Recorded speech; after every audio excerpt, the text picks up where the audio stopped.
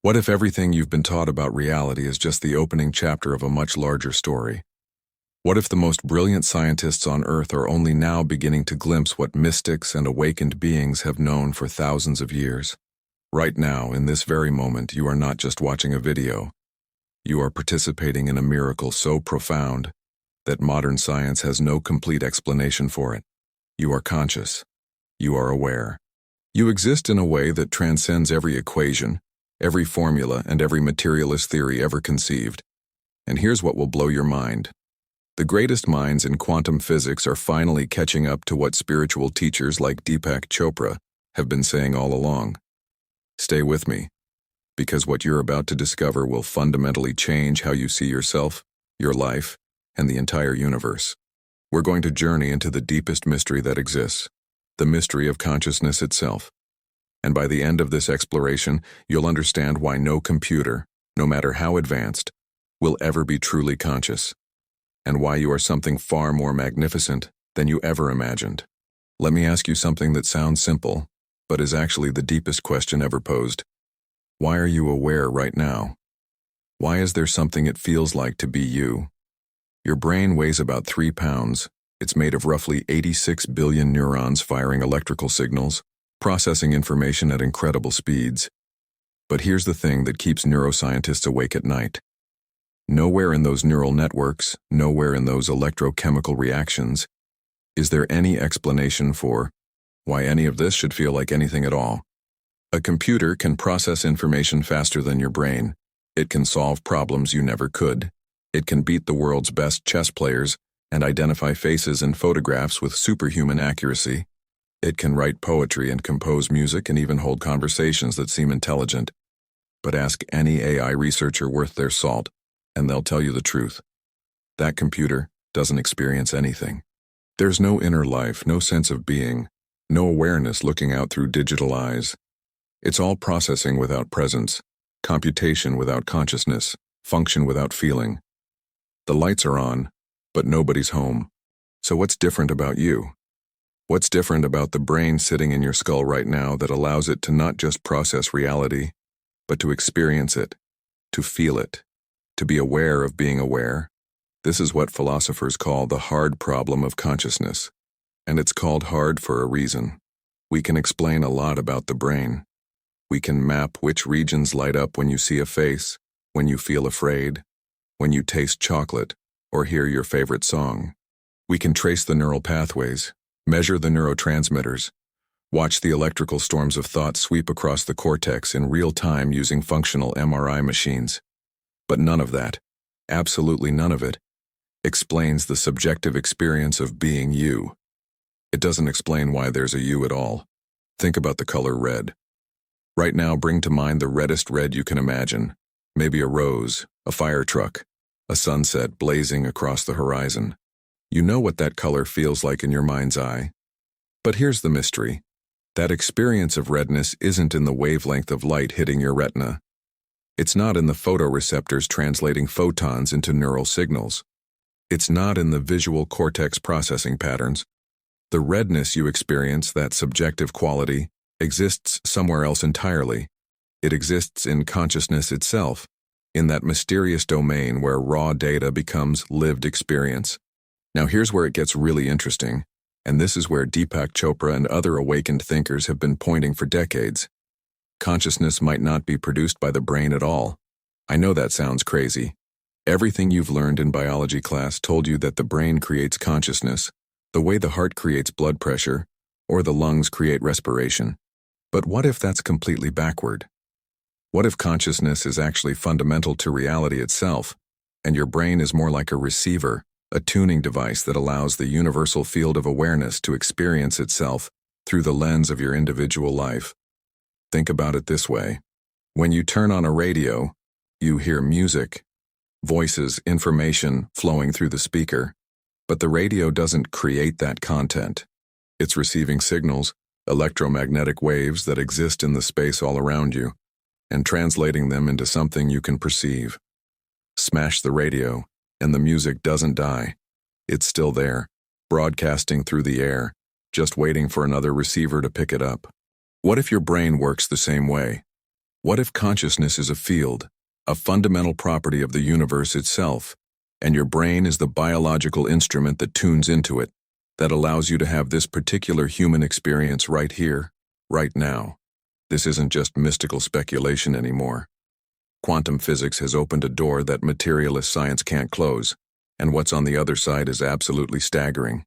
In the quantum realm, at the smallest scales of reality, something impossible happens. Particles exist in multiple states simultaneously until they're observed. An electron doesn't have a definite position or momentum until you measure it. Before observation, it exists as a wave function, a cloud of probability spread across space. This is the famous double-slit experiment, one of the most repeated and verified experiments in physics. Fire electrons through two slits and they create an interference pattern on the screen behind them, exactly like waves in water would. But here's the kicker. The moment you set up a detector to see which slit each electron goes through, the interference pattern vanishes.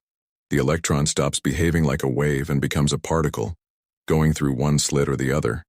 The act of observation literally changes what happens. Consciousness appears to collapse the wave function, to crystallize definite reality out of quantum possibility. Mainstream scientists will tell you this isn't really about consciousness, that any interaction or measurement collapses the wave function, but that explanation raises more questions than it answers. What counts as an interaction? What counts as a measurement? Why does reality need to be measured at all to become definite? Some of the founders of quantum mechanics, brilliant minds like Wolfgang Pauli, Werner Heisenberg, and Erwin Schrödinger himself, believed consciousness had to play a fundamental role.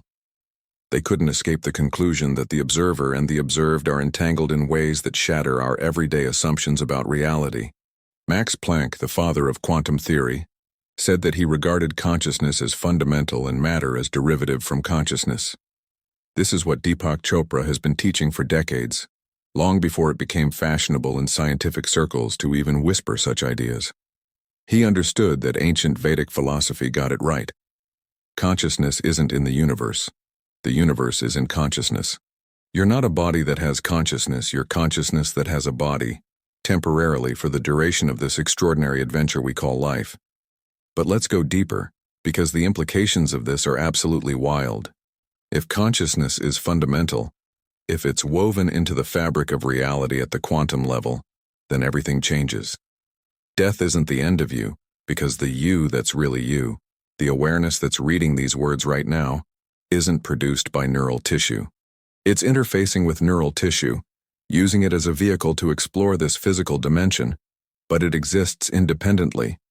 This isn't wishful thinking or religious doctrine.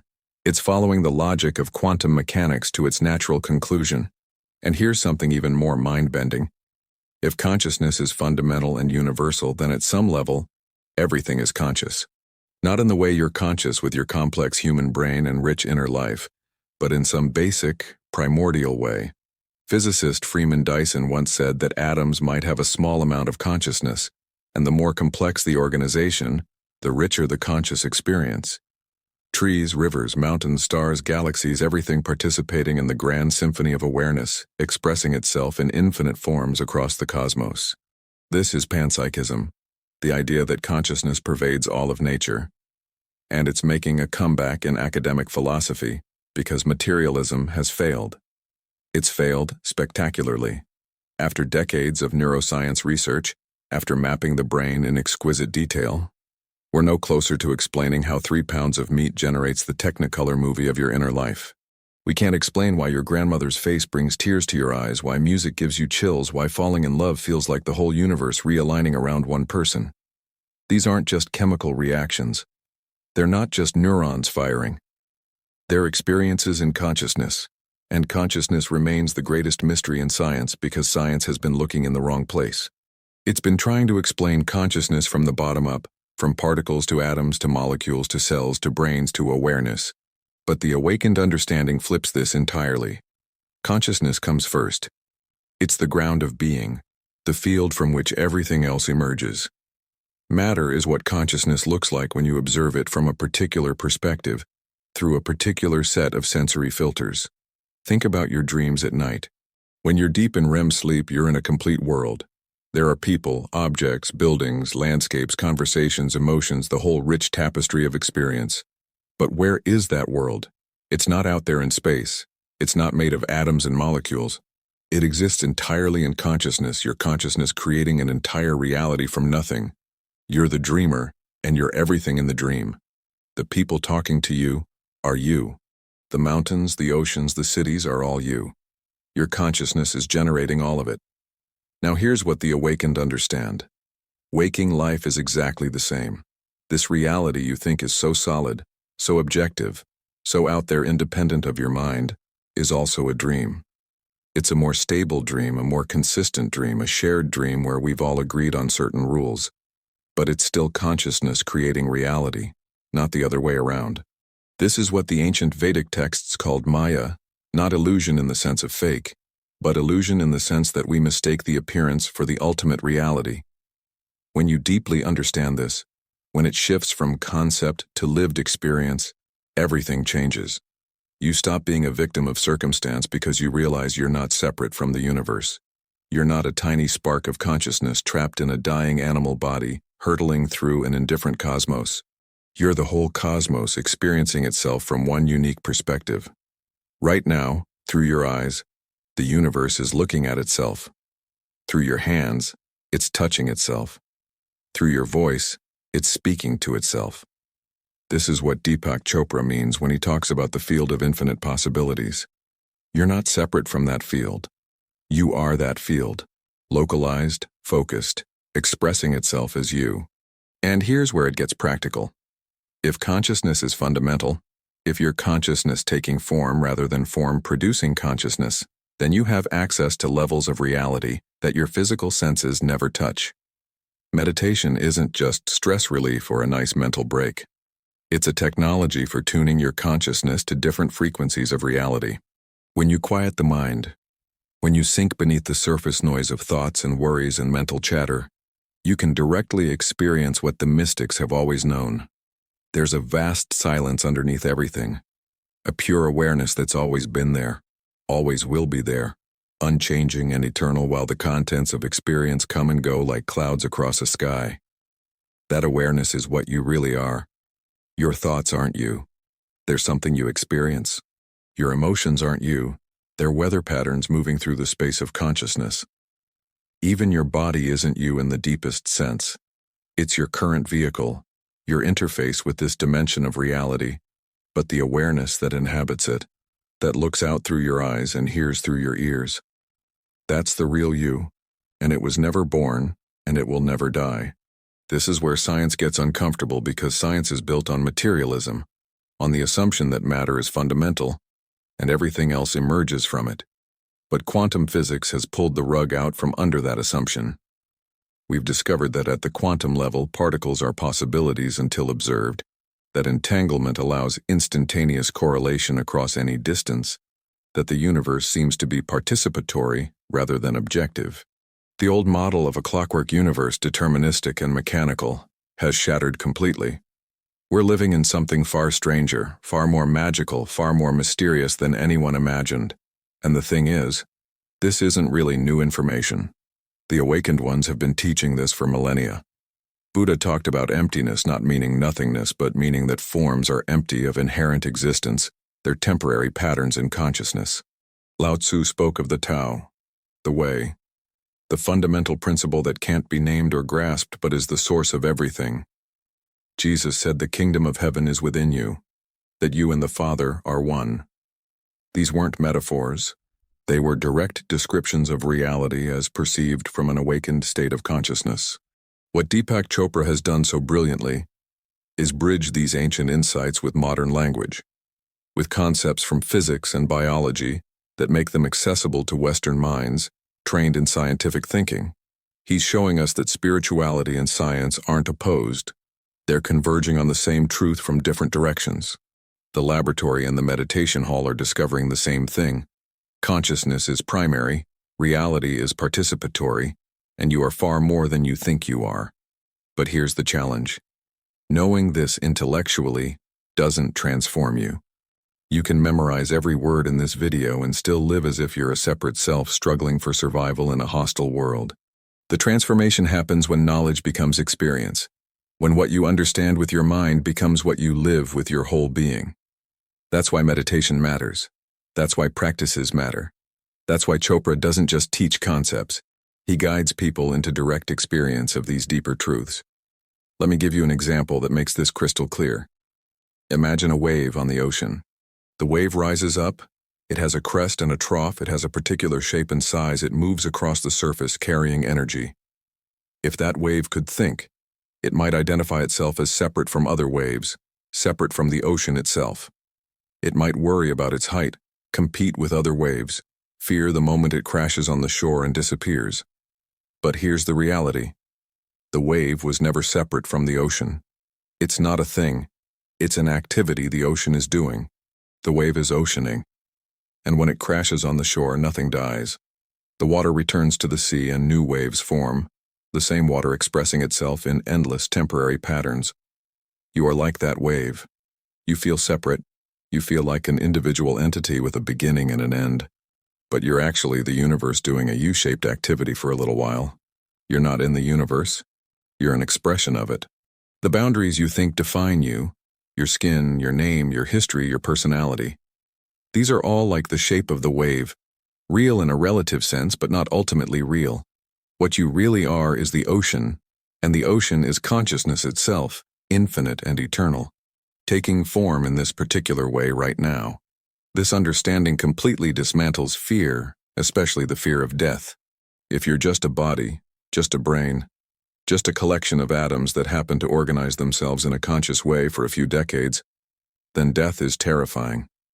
It's the annihilation of everything you are. But if your consciousness temporarily focused through a human nervous system, then death is just a transition, a shift in form, the wave returning to the ocean. Your individual personality might dissolve, but the awareness that animated you continues because it was never personal to begin with. It was always universal consciousness experiencing itself through the lens of your life. Think about deep sleep. Every night you go into a state where there's no sense of self, no awareness of the world, no time, no space, just pure unconscious rest. And every morning, you wake up. Consciousness returns. You remember who you are, you pick up the story of your life where you left off. Death might be exactly like that, a deep sleep followed by another awakening, consciousness taking form in a new way, exploring reality through a different perspective. But we don't have to wait for death to transcend the limited sense of self. This is what spiritual practice is all about.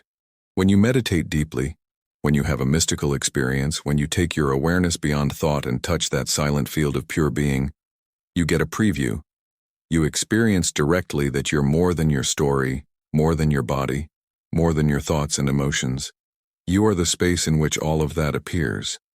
You are awareness itself, and awareness doesn't have boundaries, doesn't have limits, doesn't age or die or suffer. The suffering happens to the character you're playing, to the person you think you are, but not to what you really are. This is liberation, moksha, enlightenment, whatever word different traditions use for the same reality. It's waking up from the trance of separation and realizing you were always whole, always connected, always home. And here's the beautiful thing. You don't have to be perfect to access this. You don't have to live in a cave or renounce the world or spend decades in meditation retreats.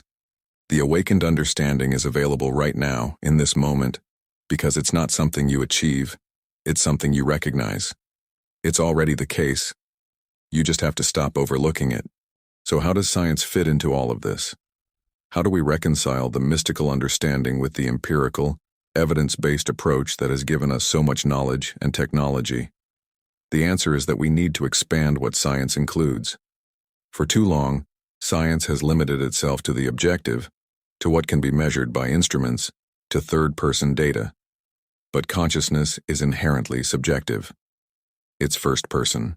You can measure brain activity all day long, but you'll never find the redness of red or the sweetness of sugar, or the feeling of love in those measurements. Those are subjective experiences, accessible only from the inside. What we need is a science that includes both perspectives, that honors objective measurement and subjective experience, that recognizes consciousness as a fundamental domain of reality worthy of rigorous investigation. and that science is emerging.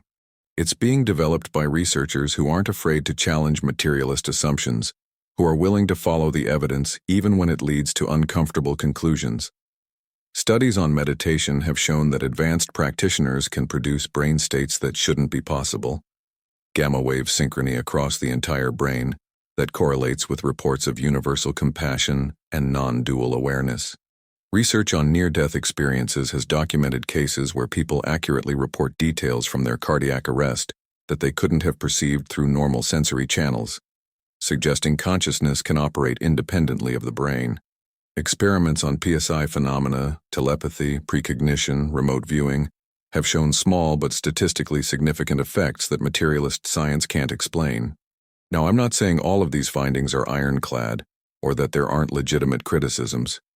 What I am saying is that the data is forcing us to reconsider our assumptions. Reality is stranger and more interesting than the materialist paradigm allows for, and consciousness is at the center of that strangeness.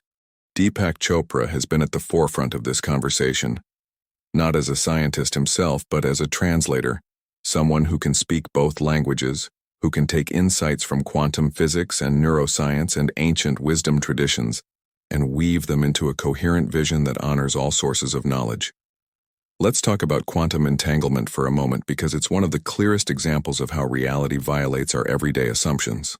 When two particles become entangled, their properties become correlated in a way that persists across any distance. Measure the spin of one particle, and you instantly know the spin of the other, even if it's on the other side of the galaxy.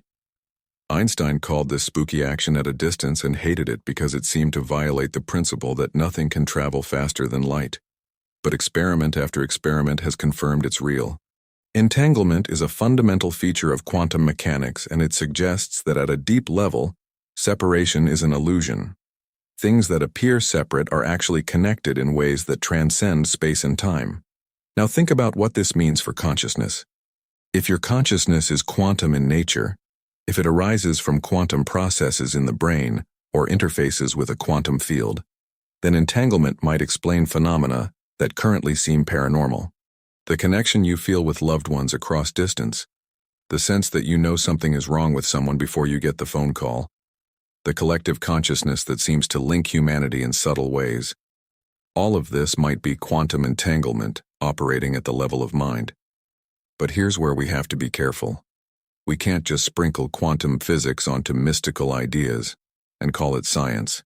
The quantum realm operates at scales far smaller than neurons, and whether quantum effects survive at biological temperatures and scales is hotly debated.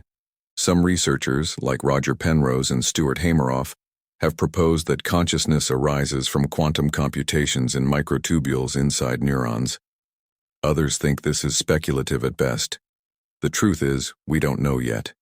The relationship between quantum mechanics and consciousness is one of the great open questions. What we can say is that consciousness and quantum mechanics both point to a reality that's far less solid, far less mechanical, far more mysterious and interconnected than classical physics ever imagined.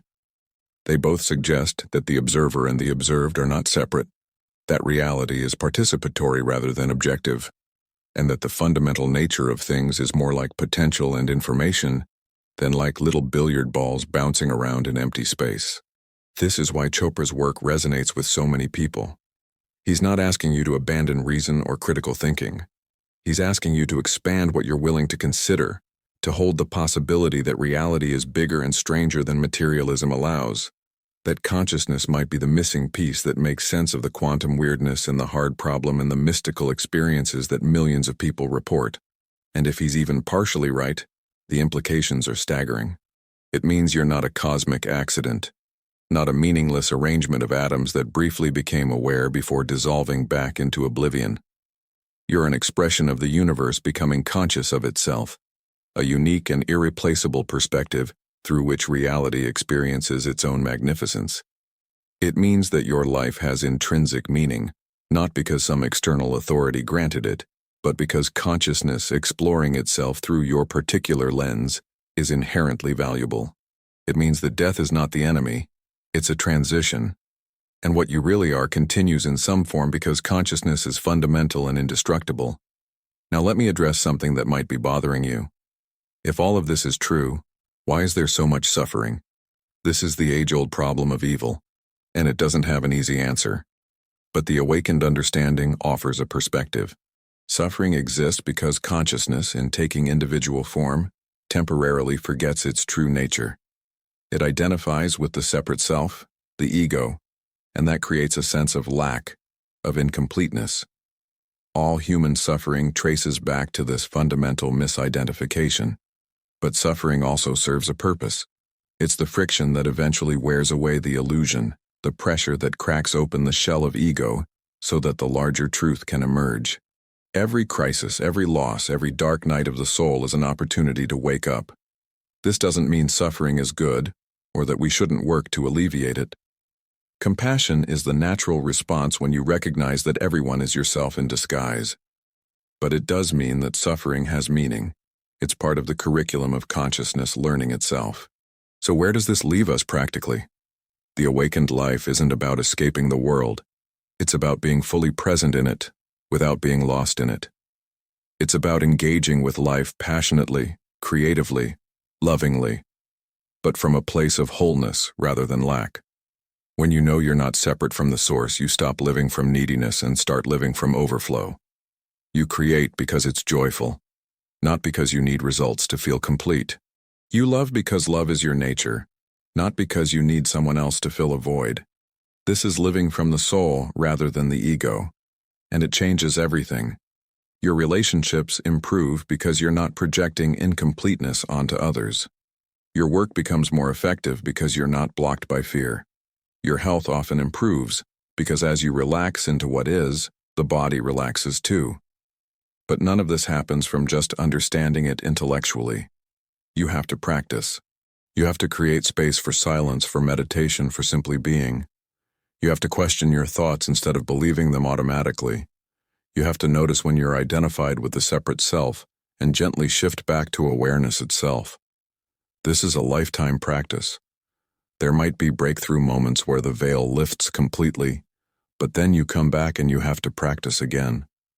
The good news is that every time you touch that deeper truth, it gets easier, and gradually the awakened understanding becomes your baseline. Remember, consciousness exploring itself is infinitely creative. There's no final destination. Even the most awakened beings continue to evolve. You're on an eternal adventure, and this human life is one chapter in the infinite story of consciousness knowing itself. Now, as we come toward the end, I want to make something clear. What I've shared isn't meant to be a new belief system. If you walk away with just new ideas, that's not the point. The point is to inspire you to investigate for yourself. Don't believe Chopra or any teacher. Use their teachings as maps to territory you must explore yourself. Sit in silence. Watch your thoughts. Notice the awareness that's watching. Ask yourself who you really are, and see what you discover. The truth isn't hidden. It's the most obvious thing once you stop overlooking it. You are already that which you're seeking. Consciousness is already what you are. The awakening is simply recognizing what's always been the case. Speaking of love, let's end here because love is really what this is all about. When you realize you're not separate, when you see that the same consciousness looks out through everyone's eyes, you can't help but love. You see yourself in the other. You see the divine in everyone. It's all you, all consciousness, all the one appearing as the many. And from that recognition flows natural compassion, natural kindness, natural reverence for life. You stop adding to suffering and start alleviating it, not from obligation, but because it's your nature. This is the promise of awakening. You'll be free. Free from the prison of the separate self. Free to be what you've always been. Awareness itself expressing as this particular human life. So here's my invitation to you. If what you've heard today resonates, don't let this be just another video you watch and forget. Make this the beginning of your own investigation. Subscribe to this channel because we're going to keep exploring these ideas together, going deeper, challenging assumptions, and helping each other wake up. And leave a comment below with your thoughts. Tell me what your experience has been with consciousness. Have you had moments where the boundary between self and world dissolved? Have you touched that silent awareness underneath thought? Are you skeptical of all this? And if so, Why? What's your perspective on whether consciousness is created by the brain or whether it might be something more fundamental? I want to hear from you because this conversation is how we grow together. We're all expressions of the same consciousness, and your insight might be exactly what someone else needs to hear. So engage, share, discuss, and let's create a community of people who are serious about waking up, who refuse to sleepwalk through life. The awakened life is available to you right now, not someday, but now, in this moment, as you simply notice that you are aware. That awareness is what you are, and it's been here all along, patiently waiting for you to recognize it. Welcome home.